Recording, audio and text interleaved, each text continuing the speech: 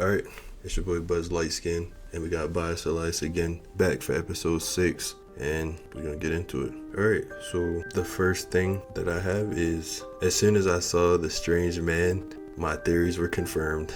I was like, this is Mephisto. I knew it. I knew it the whole time. I was calling it. Listen, bro, that shit. So the intro, and this goes back to what we were talking about in the last episode, right? With the whole, like, the intro, and they shorten the whole, you can tell that there was more there, but they just show Parker running out, and then he's obviously about to get cornered. Mephisto comes and helps him, shows him the little shop that he has, or whatever the case may be. Did you catch the name of the shop? Because I forgot to write that down. No, I didn't. I forgot to write it. I'm gonna go back and look for it, but it looked like it had like a little, like it was alluding to something. I forgot what the fuck the name was, but that's neither here nor there. Yeah, so that part, like, yeah, him being Mephisto and them like pulling that bait and switch with Dormammu, making us think it was Dormammu and then going into being Mephisto. It was pretty cool. I'm not gonna lie. Yeah, it was like that. And then I don't know if you understand what this is, but I was trying to figure it out. Why did Mephisto give a fake ass accent to Parker when he initially met him? And I'm confused as to why he changes it the next time he meets him face to face. And at the end of the episode, he did it again. He gave like the fake, like he spoke to Riri, right? Yeah. And then he started actually speaking, the other way. I think it's just the relatability. You know what I mean? I think if he comes off as an American, or he has an American accent, it's easier to talk to, I guess, or easy. Like, there could be something there. It could be missing something. I wouldn't even like put it past that. But I do think it was just like a relatability thing. I think he went with, because it's not like switching. It's funny because it's not like just switching your accent. Oh my God, that's Mephisto. Like, it's not like it doesn't matter, bro. Like, I get it. Mephistopheles is who he's based off of, but like, I don't think changing the accent really does anything. It's just, I do think that it's an oversight. Like, it's just one of those, let's just do it. They just did it, right? It's pretty funny you say that, like, because Riri was like, he was like, I'm Mephisto. She was like, what is that supposed to mean? I'm not gonna lie, he did a pretty good job as Mephisto. Like, did you enjoy it? I did enjoy it. I think it was not supposed to be full blown how he actually appears, though. I think they're saving that appearance, like his full blown comic book accurate joint, for something else bigger. Yeah, something else for sure. Like, somehow, some way, most likely Doctor Strange 3, like you said before, they'll go to hell or whatever, his dimension. They'll go to his dimension at some point.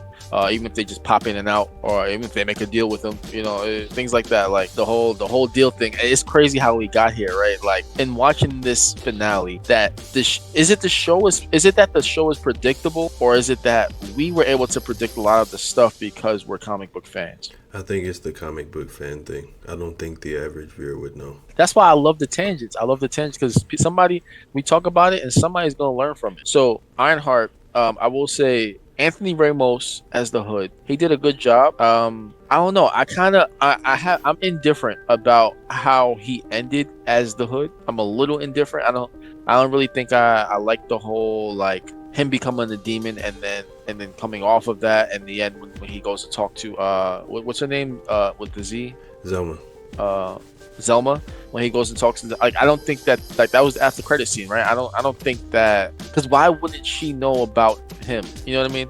I think the only reason that he came up off of it is because we saw how it ended. Riri accepted the deal, so.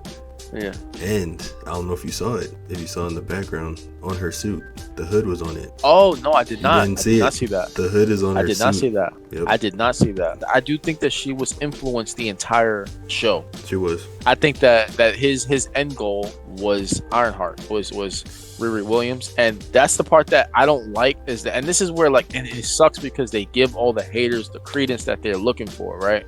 And her being a villain, and her being this, and being a thief, and being that, and being, it's like every hero we know at some point was a vigilante. Like, and if you want to say, like, your favorite hero is Batman, that dude is still a vigilante to this day. Every iteration of him is a vigilante. Batman be knocking niggas out. So. He be putting people in comas. Like, this was a phenomenally told story. But I do love the fact that it was a boots to the ground Iron Man story. Like, when you think about it like that, it really was good. It was a good story like that. Like, it we got to see a little bit of it with Tony when he lost everything in Iron Man 3, but people don't even like that movie. Yeah, you know the reason they don't like that movie, because the Mandarin was fake.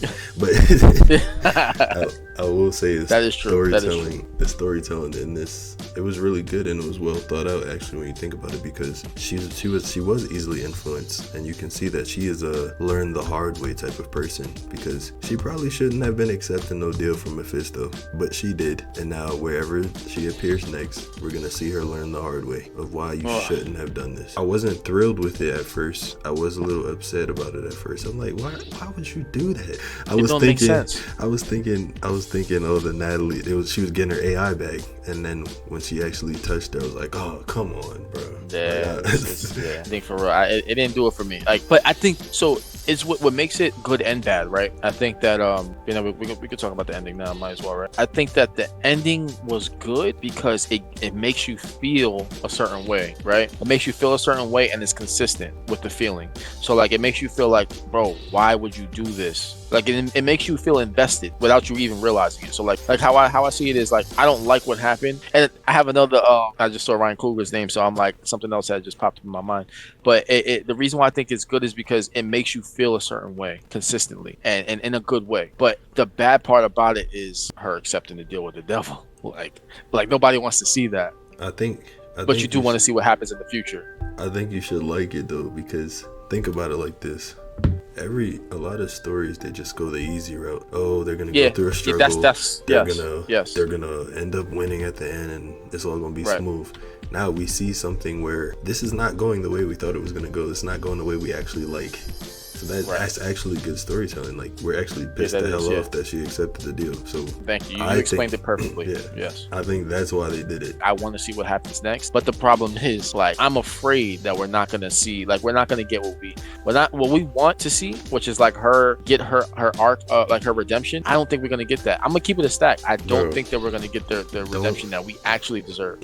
Don't even get me started on that shit. I just saw today. I saw the concept art for what the leader was actually supposed to look like, and that pissed me off. I saw that too.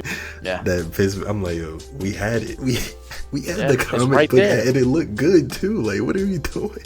But this is what I mean by, like, this is another example of, like, the writing is on the wall, and they just won't. They gotta subvert our expectations, right? They gotta take the easy road, and like you said with the leader, it's like they took the easy road and made him look. I don't even think that's an easy road. I think it was actually harder to make him look the way he looked in the movie, to look like more human-like, I guess. But that's the point. He's not supposed to look human-like. He's supposed to have a big ass head. He's supposed to have a big ass head. That's the point. Radiation, like, exactly. That's the point. That's the whole point. I'm like, yo, his head is too small. What are we doing here? Like, it goes from, like, in the concept art that he looks like a maniacal genius, right? But in the movie, he just looks like a smart, like another smart dude. He just looks like a smart dude that had a bad accent. Weird looking, yeah. Like, you know what I'm saying? But that's where, like, things like that, sometimes we have to shut our brains off when it comes to things like that. This show, I think, suffers from the same thing. They took a lot out, so everything was done in post-production. Yeah. Everything that we seen was the whole story was told in post-production. I don't